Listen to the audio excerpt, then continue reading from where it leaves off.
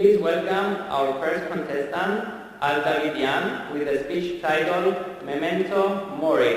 I repeat the speech title, Memento Mori, Davidian.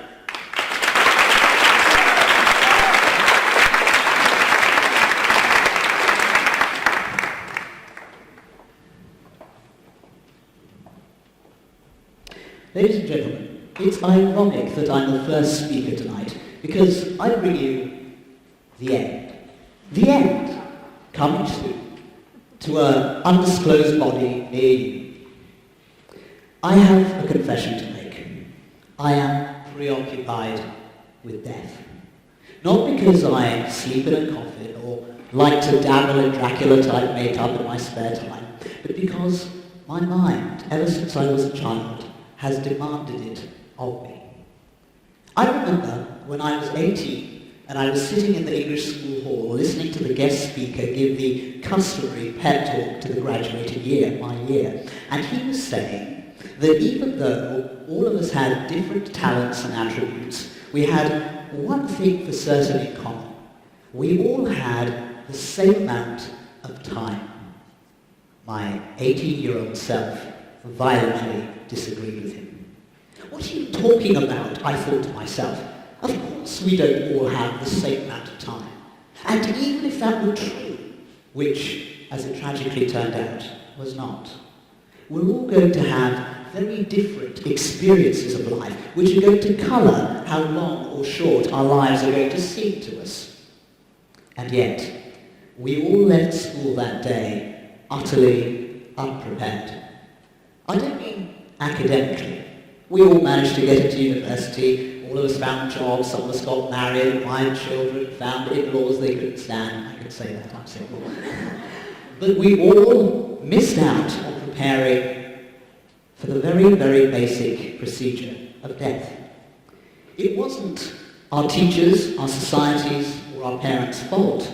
It was simply part of the cultural moment that we're all living through, at least in the more secular and prosperous West. Today, we seem to float around in a bubble of selfies and status updates, Snapchat conversations, and photographs of what we're having for dinner. But if we were really honest, we'd admit that deep inside, what's within is a rising tide of mental and existential anxiety. Meanwhile, the wealth of online education means we can teach ourselves to do just about anything.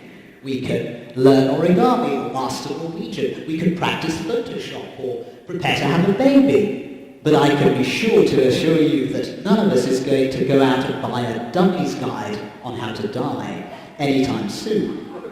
Because our cultural moment is about living. Living it up, living it down, living better, living longer, living bigger, living la vida loca. And yet, not so very long ago, when lifespans were shorter, people felt their mortality much, much sooner. And they had a much more useful social context with which to have the support they needed to prepare. As for us, unless we're living through war, or facing a health epidemic, or looking after somebody sick at home, death is an unwelcome abstraction.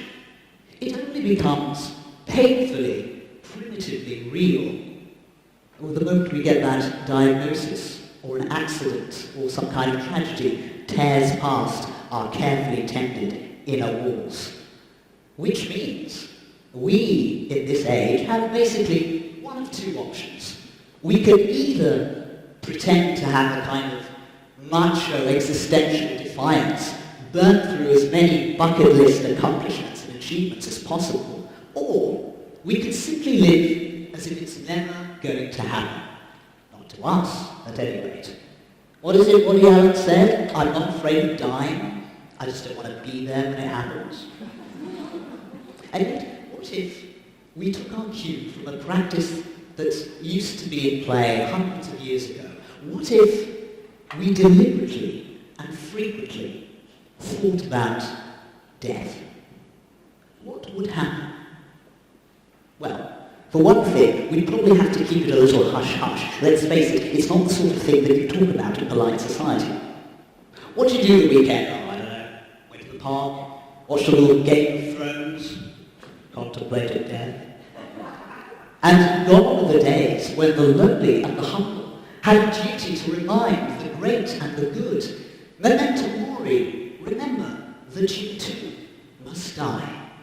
The modern equivalent might be something like Forbes magazine saluting Facebook's founder for being worth, I don't know, 50-odd billion, and then turning around and saying, sorry, Zuckerberg, but the cosmic algorithm will make you one day disappear as well. But joking apart, what might really happen? Well, for one thing, we might take the story of our successes and our failures a little less to heart. We might be less willing to give time to anybody, whether marketers or politicians, trying to sell us on the fact that we can have it all. We can't. Fact is, however much we prepare, we're still going to end up sometimes with the wrong people, or have children who don't understand us, or invest in projects that turn out to be failures, or aspire to a career for which we have neither the talent nor the opportunity to attain. A contemplation of death and the brevity of life might mean that at such times, instead of picking ourselves up and bravely barreling through the pain as we're taught to do, maybe we step back and realise that none of these things were ever part of our happiness and contentment. Maybe by meeting death in small, brief doses, every time life inconvenienced us or hurt us or caused us pain, we might realise that everybody, including the people that we absolutely can't stand, wants happiness and a freedom from fear and an end to insecurity. It might unleash, who knows, a tidal wave of compassion and selflessness and forgiveness, especially for ourselves. It may even allow one day for us to have the capacity to laugh at the things or the people or the situations that used to oppress us, and have fewer and fewer regrets about all the things that we're not going to do. So that when the cosmic door finally opens, we can finally accept, despite the anguish of goodbye, that there is peace, and surrender into the reassurance that all of creation is waiting to receive us. Thank you.